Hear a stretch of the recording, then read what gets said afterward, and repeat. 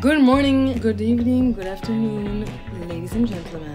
Welcome to the Vision Board. It's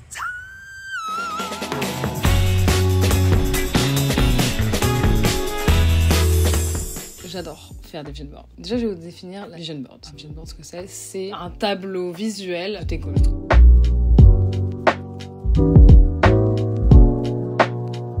Pourquoi moi j'adore faire ça? Parce que j'ai une mémoire visuelle et qu'en fait ça part d'une étude qui dit que si tu vois ce que tu veux accomplir, ça t'aide à l'accomplir. Donc si tu vois par exemple ton vision board tous les jours, t'as composé, c'est censé t'aider à accomplir tes goals, quoi, tes objectifs, parce que tu les vois et que tu les mémorises et qu'en fait inconsciemment tu vas vers ça. Et même d'ailleurs consciemment c'est mieux, parce que pas juste genre t'écris tu veux être millionnaire sur un papier et boum t'es millionnaire. Je possède des thunes. Moi la manière dont j'aime le faire, c'est sans jugement, fermer mes yeux et m'imaginer genre ma vie de rêve, à quoi elle ressemble, et essayer de la retranscrire en images. Parce qu'en fait, si on décide pas la vie qu'on veut, personne ne le fera pour nous. Donc c'est important parfois de visualiser, surtout quand t'es freelance. Puis en fait, non, dans n'importe quel truc, parce que même quand t'es en CDI et tout, je trouve que la vie, elle peut aussi, sans vouloir être dans le contrôle et tout de ouf, mais je pense qu'on rentre dans des mécanismes sans s'en rendre compte. Et si on se pose pas sur ce qu'on veut, fast forward, dans 10 ans, on est à un endroit qu'on ne veut pas. Et je mets vraiment l'accent sur ne pas juger nos goals et ne pas juger nos envies. Si notre envie, c'est d'avoir les cheveux longs, et ben... soit si ton envie c'est d'avoir des abdos, soit si tes envies c'est de mettre de côté 10 000 balles dans l'année, soit si tes goals c'est de donner tant à une association, soit... Enfin en fait genre je trouve que voilà, c'est important de pas se juger pour être sûr qu'on est très authentique à nous-mêmes et qu'on compose un vision board qui est vraiment honnête pour avoir honnêtement la vie qu'on veut vivre. You know what I mean? Essayer de vraiment réfléchir pour soi et pas de ce que genre tes parents voudraient et tout, parce que déjà ça va pas marcher. Ça marche pas. Enfin, je sais pas pour toi, mais moi, si j'écris passer mon permis et que c'est passer mon permis pour les autres, je vais pas y arriver. Après, genre, je vais avoir des goals qui sont genre peut-être aller chez la psy, continuer la thérapie et tout. En vrai, c'est pour moi, mais mine de rien, ça aide aussi mon entourage de pas avoir une go qui casse les couilles tous les jours, tu vois ce que je veux dire? Donc, voilà quoi. On va commencer. J'espère que vous n'allez pas entendre les travaux. Il y a des travaux dans mon immeuble. Et en fait, moi, si j'attends que les travaux se finissent, ben, je fais rien de ma life. Donc, on va en break. J'aime trop faire ça avec vous. J'ai un peu une image qu'on est ensemble. Et en plus, point important, je sais qu'il y a pas mal de Sagittaires qui me regardent. Moi-même, je suis Sagittaire. Et le vision board que je fais là, c'est pendant la pleine lune Sagittaire. Donc voilà quoi, les énergies sont là, sont avec nous. Le Sagittaire, c'est un être très libre. Il entreprend, il est aventurier. Et donc voilà, on prend cette énergie de la pleine lune et on la ramène avec nous. Peut-être que je dis n'importe quoi. En tout cas, j'aime bien y croire. Donc, let's go. Mon kit pour faire ça. Moi, j'ai mon iPad, mais tu peux prendre un ordi. J'aime bien avoir une plateforme sur laquelle je peux, genre, mettre des images. Parce que vu que c'est un vision board, donc on a besoin de voir. Qu'est-ce que j'utilise? Les notes, enfin peu importe. Sur ton ordi, tu peux utiliser Keynote aussi. Et mon journal intime, parce que avant de faire mon vision board, parfois dans mon journal, je vais avoir des petits moments où je dis, après une histoire que je raconte et tout, je m'arrête et je dis, ah d'ailleurs, ce serait cool de rajouter ça sur le prochain vision board. Par rapport à cette embrouille, par exemple, que j'ai eue, ou par rapport à l'un et demi, quel goal ça m'a inspiré à écrire dans mon vision board. Donc j'utilise les deux. Et première chose que j'aime faire dans mon vision board, il y a plein de gens qui ne le font pas. Moi, ça me motive quand même pas mal de le faire. En fait, tu peux en faire deux. Tu peux en faire un où il y a que le vision board et un où t'as le vision board et les 6 mois passés. Moi, des vision boards, j'en fais 2 par an, en janvier et en juin. Celui de janvier, donc c'est pour les 6 premiers mois, et donc juin, c'est les 6 prochains mois aussi, à partir du milieu de l'année. Et ce que j'aime bien faire avec mon vision board, à chaque fois, c'est déjà quelque chose sur lequel j'ai envie de bosser, qui a même déjà été dans mes goals, mais essayer de regarder en arrière avant de toujours regarder les prochains trucs à achieve. Genre, c'est important pour moi de me féliciter pour ce que j'ai déjà fait, être un peu reconnaissante de ce qui m'est arrivé et de ce que j'ai déjà accompli les 6 derniers mois pour embrayer sur les 6 prochains mois. Et puis aussi, j'aime bien regarder mon précédent vision board pour évaluer si j'ai accompli les choses que je voulais accomplir, pourquoi j'ai pas accompli celles que je voulais accomplir, etc., etc. Et pour revenir à mon dernier vision board, il était vraiment de me faciliter la vie. Vous vous rappelez mes 25 ans? Je suis extrêmement stressée. Je sais pas si vous vous rappelez, mais je me suis mise une pression monstre et en fait j'étais juste en PLS par rapport à... Enfin je sais pas, je me suis mis une pression d'enfoiré. Et après ça, je sais pas que j'ai frôlé le burn-out, mais je me suis dit bon là va falloir genre se détendre. Je me suis mise sur mon vision board de janvier à juin. Il est vraiment de chill, de continuer ma thérapie, de save de l'argent tous les mois, chose que j'ai fait. Parce que moi, j'ai le goal ultime de m'acheter un bien. Un jour, j'espère pouvoir m'acheter un bien immobilier. Le goal était de faire plus à manger, d'être confortable, en fait, d'essayer de me faciliter la vie, de centraliser mes activités, chose que j'ai fait aussi. En fait, le truc, c'est que j'ai tellement de chance de vivre de ma passion, de pas d'avoir des gens qui me suivent. J'ai tellement de chance déjà avec ce que j'ai. Pourquoi me rendre la vie plus compliquée? Et ça, c'est un truc que je fais beaucoup trop, parce qu'en plus, le problème avec me rendre la vie compliquée, c'est que ça me permet même pas d'être reconnaissante, parce que je suis toujours en train de me compliquer la life, à être stressée pour rien, à courir après tout, et franchement c'est pas nécessaire. Consommer moins tout, chose que j'ai fait, et en vrai je suis trop contente de ça. Donc voilà, juste réussir constamment à me rappeler que c'est pas nécessaire de se faire violence, et j'ai un peu cette mentalité de me dire genre, je vais pas réussir si je me fais pas mal. Je sais pas pourquoi, j'ai vraiment cette intime conviction que les gens qui réussissent sont fait du mal. Ça dépend de ce qu'on appelle réussir, même, parce que ma vision aussi de la réussite elle change. Mais c'est vrai qu'à un moment, c'est important pour pas juste courir dans le vide. C'est important, je pense, de savoir pourquoi on fait les choses. Et depuis que je me suis rappelé que un de mes goals ultimes, c'est d'acheter une baraque, ça m'aide aussi à gérer des trucs et tout. J'ai eu aussi un espèce de méga mental breakdown où genre je retrouvais plus le sens de rien. D'où ma vidéo, il y a 3 vidéos, je vous ai fait une vidéo sur le freelance et tout.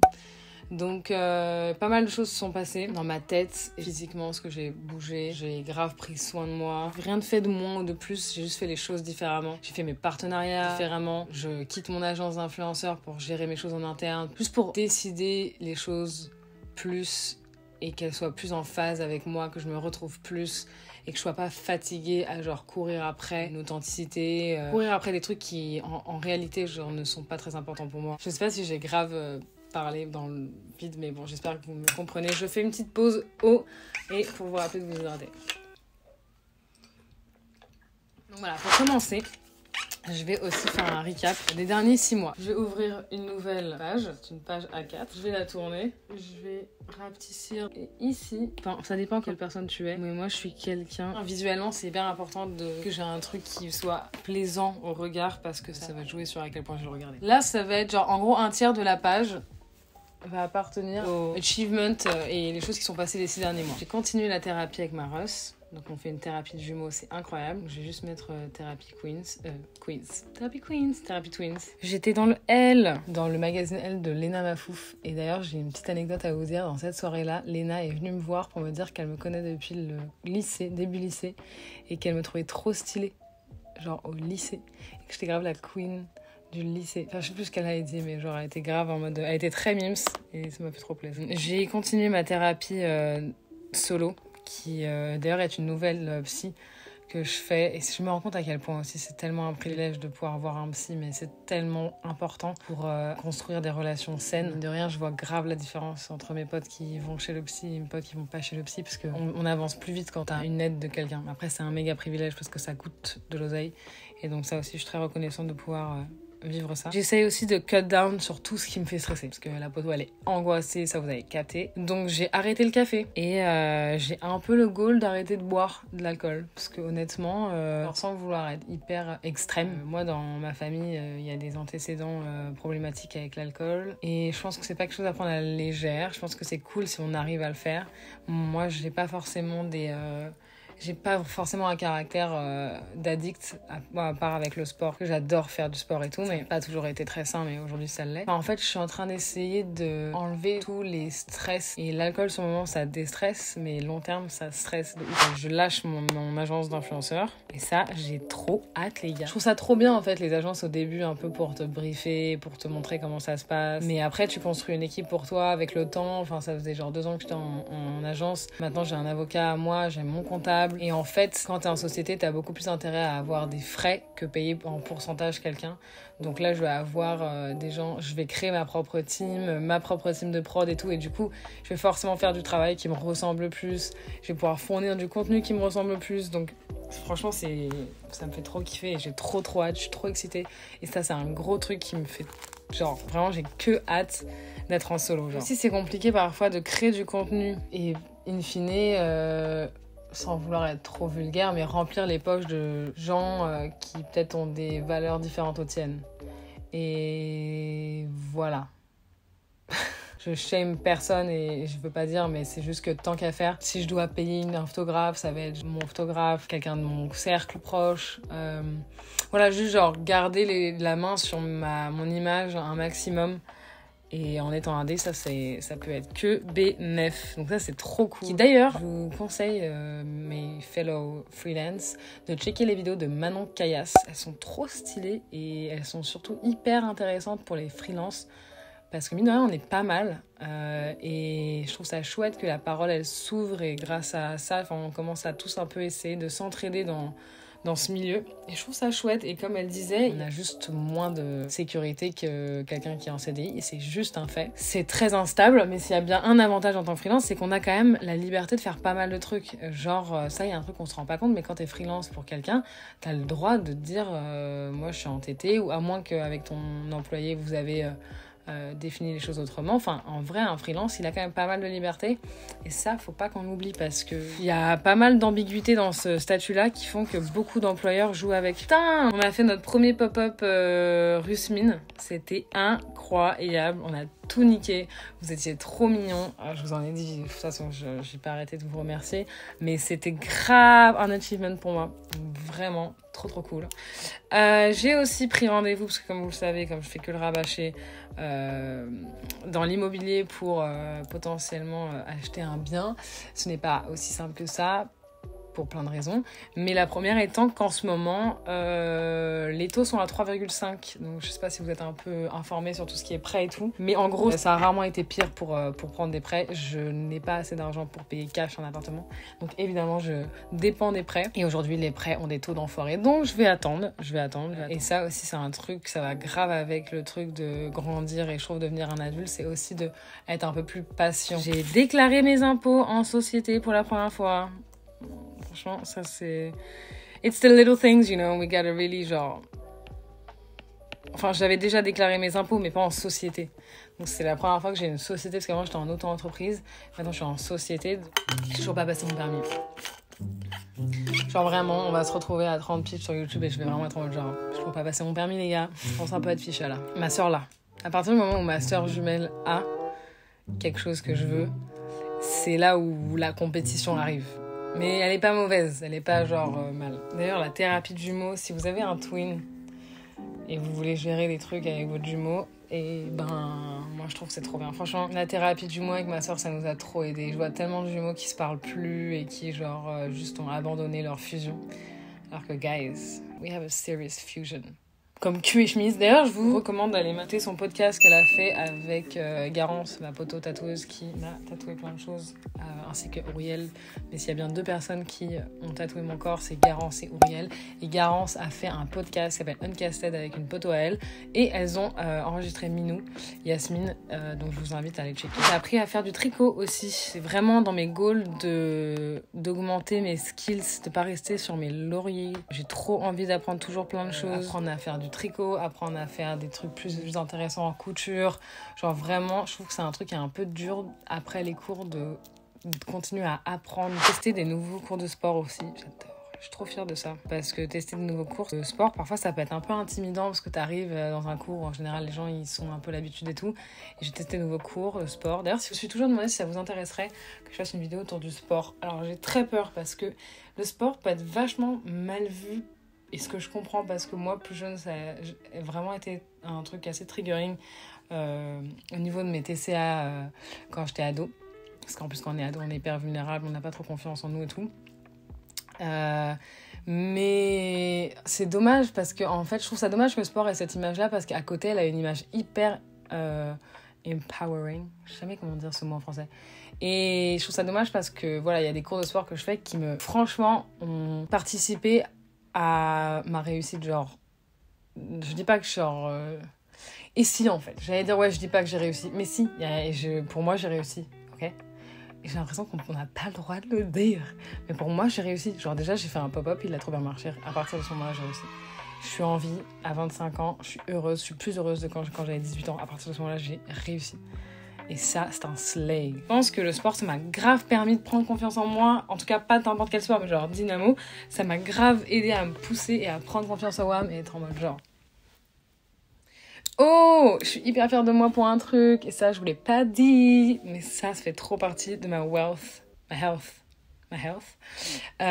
Il se trouve que je n'ai pas arrêté de manger, trigger warning, pour les TCA. Mais c'est vrai que tous les ans, à cette période-là de l'année, j'étais grave mal parce que je voulais pas prendre de poids et que je savais que j'allais dîner, que j'allais manger avec ma famille et tout. Donc au lieu de voir tout le côté positif de genre retrouver mes coups et tout, enfin évidemment je le voyais, mais il y avait une espèce de vibe sous-jacente, omniprésente dans ma tête. Demain tu vas devoir genre pas manger et tout si tu manges autant. Cette année les gars, j'ai continué à grind. En général j'aurais jeûné, tu vois. Et j'ai pas jeûné cette année, je me suis pas sentie mal. Et c'est ouf parce que c'est qu'un truc de mindset. Il y a de grandes chances que, enfin voilà, t'as le droit de fêter Noël, t'as le droit d'avoir ce moment-là où tu bouffes trop bien. Et je me suis vraiment dit, genre là, je vais pas me punir, quoi. Je vais pas me punir d'avoir passé un bête de moment avec mes grands-parents, avec mes parents, avec mes cousines, mes cousins, pour mincir plus vite, pour revenir à une forme plus vite. Genre, je m'en bats les couilles, en fait. J'ai kiffé ma race.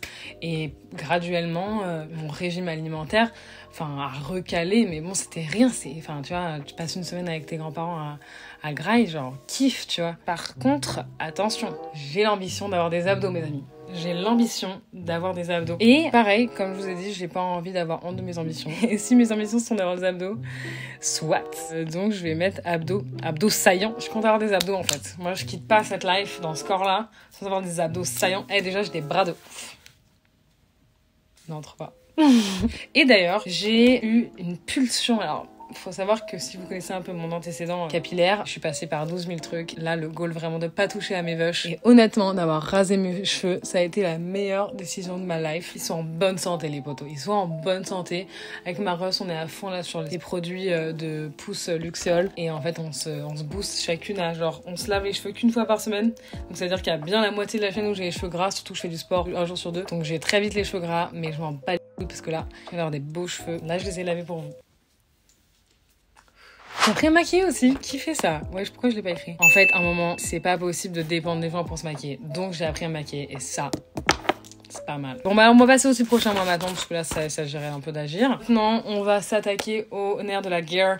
Et le premier truc qui me fait kiffer de ouf dans les 6 prochains mois à venir, c'est que, je vais être à mon compte. Tout ce qui va sortir de mon contenu sera dealé par moi à 100%. Je vais continuer à avoir des partenariats, mais voilà, ce sera juste des trucs où je vais pouvoir plus être derrière le brief, plus créative. On va faire plus de workshops aussi. Je veux mieux les faire.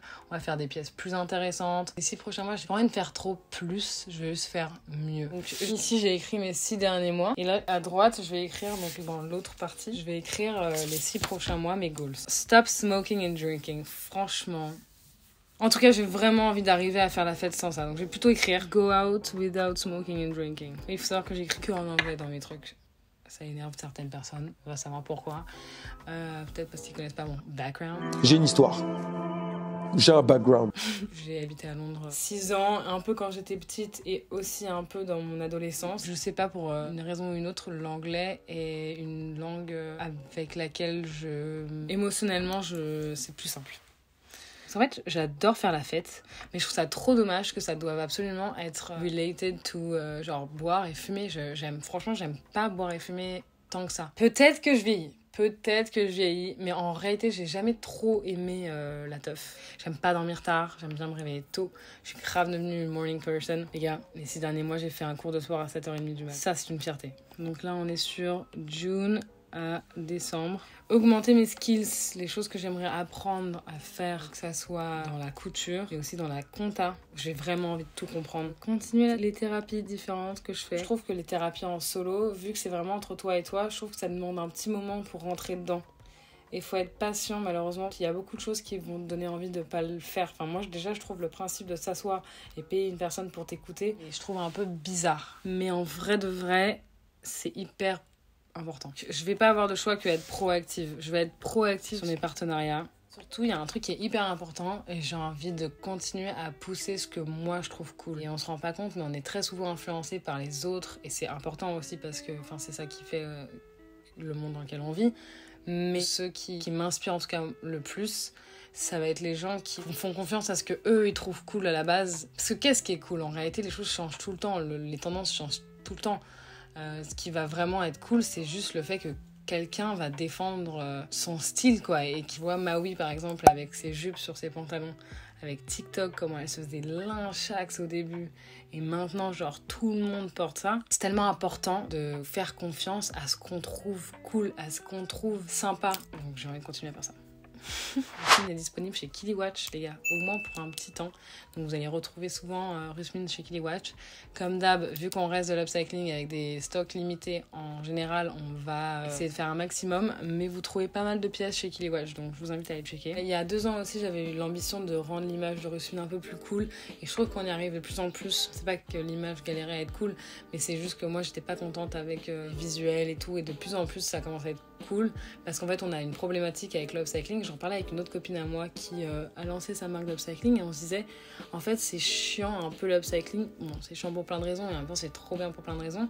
Mais vu que tu dépends forcément, t'es contraint de juste bosser avec tes fins de rouleau, je trouve que c'est compliqué de suivre une DA fixe tout le temps parce que t'es dépendant de ce qui reste. Et c'est ça aussi la beauté du truc. Mais du coup, c'est compliqué. Donc, nous, on a essayé d'épurer un maximum pour qu'il y ait le maximum de style qui puisse rentrer dedans. On se base surtout sur la facilité de comment on peut porter les pièces que vraiment être à cheval sur genre une DA particulière. Donc voilà, je sais pas si ça a du sens. J'ai envie de work smart et pas forcément hard. Pourquoi ? Parce que je trouve que parfois, on pense trop que travailler dur, je trouve que c'est important de travailler dur. Don't get me wrong. Mais je trouve que à travailler dur, parfois on oublie de travailler smart. Et je pense que ça a été une raison pour laquelle j'étais un peu genre out là récemment. Je trouve que travailler dur dans mon métier, ça va être donc faire ton travail de base et à côté aller à tous les événements, sociabiliser fois 12 000. Voilà, ça va être travailler dur. Mais ça, je trouve que c'est travailler dur pour rien. C'est important de travailler dur et être sélectif. Et c'est pour ça que c'est important de savoir ton goal. Parce que juste de travailler dur pour travailler dur, ça n'a pas de sens. Aujourd'hui, pour moi, travailler dur mais smart, ça va être d'optimiser les gens qui bossent pour moi. Donc ça veut dire que j'ai pas les moyens d'avoir une personne qui fait juste, par exemple, de la com. J'ai besoin que cette personne puisse potentiellement faire de la prod à côté. Ce qui, en vrai, est possible. C'est pas qu'elle fasse des heures sup par rapport à ça, mais qu'elle ait un jour com, un jour prod. Et que ça soit plus... c'est plus smart de cette manière-là. Pour moi, par exemple, c'est plus smart de me dire, ok, j'ai le privilège d'être invitée à tant d'events, j'ai déjà mes métiers à côté qui font que ça me prend beaucoup de place. Maintenant, ce qui va être de travailler smart, ça va être de, peut-être aller à cet event-là, mais d'y aller 30 minutes, pas plus, de faire mon chit-chat et d'embrayer sur l'autre event, d'embrayer sur l'autre meeting, pour que le lendemain, je sois d'attaque pour mes autres tâches. Au début, on est flatté quand on est invité à des events et tout, et en fait, on se rend compte très vite que c'est du taf. Et que ça te prend de l'énergie. Remember who you are. Récemment, je me suis rendu compte, et ça a toujours été ma bataille, genre ça fait plusieurs vision boards que j'en parle en vrai, mais c'est trop important que je me rappelle qui je suis. Genre la vérité, c'est que moi, les moments où je me sens le mieux, c'est quand je me réveille tôt, quand j'ai bien dormi 8 heures, quand j'ai mangé chez moi, fait à manger, quand je lis des livres. C'est les moments où je me sens le mieux. Évidemment, j'adore voir mes potes, mais j'adore les voir pour un musée, j'aime bien boire des verres aussi parfois, mais je trouve ça important de me rappeler qui je suis, de ne pas me shame pour ça, parce que malheureusement, on a encore vachement cette culture de « Ah, tu sors pas, c'est un peu nul et tout machin », et c'est dur de stick to who you are. Parfois, je trouve ça dur. Même au niveau stylistique, je trouve que en France, en tout cas, et ça c'est un truc que je me suis rendu compte ça fait 5 ans maintenant que je suis revenue de Londres, et en France, on n'encourage pas trop l'individualisme. On est très genre, dès que quelqu'un est un peu différent, il est chelou et tout, on l'insulte de ouf, et ça aide pas les gens à être qui ils sont et à avoir confiance en eux. Je trouve que c'est important de s'efforcer à rester qui tu es. Je dis pas que genre, je suis dans une acceptation de ouf de tout le monde et de la même manière où parfois nous on peut me juger pour... pas sortir, et ben moi c'est vrai que genre ça m'est arrivé de juger parce que les gens sortent trop, mais voilà, c'est un taf que tout le monde doit faire de la même manière que moi je dois pas être bourbière avec mes potos qui sortent trop. Ben eux ça serait cool si c'était pas bourbier avec moi si j'ai pas envie de sortir quoi. Donc je trouve que c'est important de remember who you are et ce qui est important pour toi. On n'est pas là pour vivre pour les autres en fait. Rappelez ça. Ça, c'est un gros truc aussi. J'ai vraiment envie de partager ce que j'estime être important à partager. Parce que je trouve qu'on peut grave rentrer aussi dans un peu un espèce de trap de partager trop. Et Dieu sait que moi, j'adore partager des trucs. Mais en tout cas, dans les réseaux et dans ce qui va rester sur Internet, je trouve que c'est important de partager seulement ce qui est nécessaire et surtout ce qui va être intéressant pour l'autre. J'ai plus, en tout cas, je sais pas si je l'ai déjà fait dans le passé, probablement, mais j'ai plus envie de partager des trucs juste pour genre flex. J'ai plus envie de partager ce qui moi me fait du bien en fait et les contenus que moi j'aimerais voir. Donc, et tu vois, genre par exemple, ça n'aurait aucun intérêt pour vous que je vous présente mon mec. Par contre, de vous parler de mes relations ou de ce que j'ai appris de mes relations, ça peut être intéressant, je pense. Mais bon, il faut que ça soit hyper encadré et tout, parce que c'est important d'avoir un peu de privacy. Mais en vrai, je trouverais ça important. Et en vrai, avec Molly qui a filmé mon home tour, on a eu nous deux des premières relations de nos 14-20 ans. Nos premières relations, elles étaient assez toxiques. Et je jette pas la pierre sur mon ex, hein, je pense que voilà, on était des kids. Mais je trouverais ça intéressant en tout cas de le faire. Et donc mon goal pour les 6 prochains mois aussi, c'est de me concentrer sur des contenus créatifs, inspirants, pas intrusif, enfin genre j'ai pas besoin de me mettre à walper devant vous pour qu'on soit dans l'échange. Et parfois j'ai eu un peu l'impression d'avoir le besoin de le faire, et en fait je trouve ça pas important. Je pense que c'est important de me rappeler aussi que j'ai le droit d'avoir mon jardin secret et que c'est chouette, et je trouve ça chouette. C'est important de me protéger. Reading, j'adore lire, wesh. En ce moment, je lis un livre que ma pote Maya a oublié chez moi. C'est le livre, l'autobiographie de Mesrine. C'est trop bien, les gars. Je le graille, le livre. J'adore. Je trouve que j'ai grave envie d'apprendre à communiquer mieux. Mais en fait, ce qu'on nous dit pas quand on nous dit que genre communication is key, genre learn to communicate. En fait, faut pas juste apprendre à communiquer, faut apprendre à écouter aussi. Parce que si t'apprends pas à écouter, tu vas échanger avec quelqu'un, mais ce sera pas un échange, ça sera juste tes idées que t'essayes de buter à la personne. Donc, you don't try to just communicate.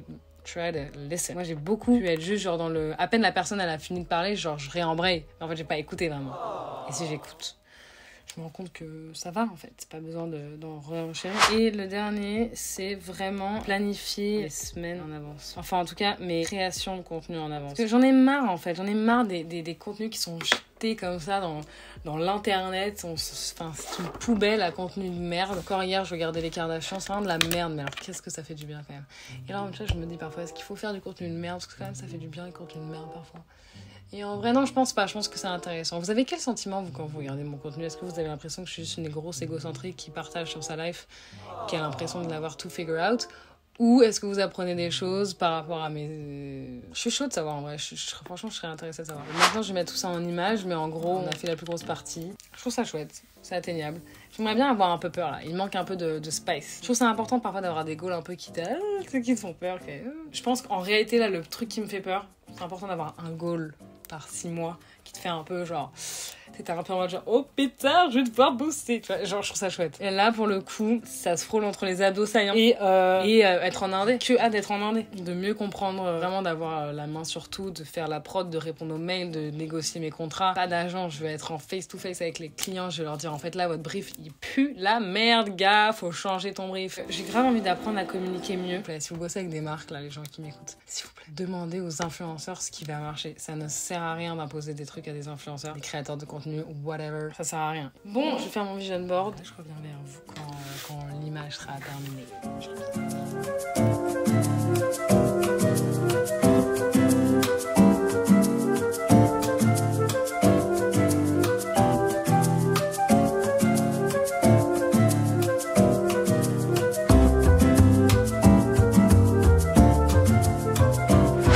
Que j'ai terminé mon vision board, il est trop cool, il me fait trop plaisir et ça fait du bien, donc je vais vous le montrer. Nous avons plein de choses, il est moins beau que celui que j'avais fait l'année dernière, mais c'est pas grave, il est meaningful. Donc là j'ai mis un petit quote sur la thérapie que j'adore, il y a écrit Reasons why I'm in therapy, learning new coping methods, talking without judgment and unbiased advice, ça c'est réel, untangling past trauma knot, self-discovery and self-love practice, to deal with the people that should go to therapy but won't. C'est vrai que là j'ai mis une image de gens, des Danois qui font la fête pour illustrer mon healthy partying, parce que j'ai l'impression qu'ils font la fête de manière saine, mais genre peut-être c'est juste dans mon imaginaire.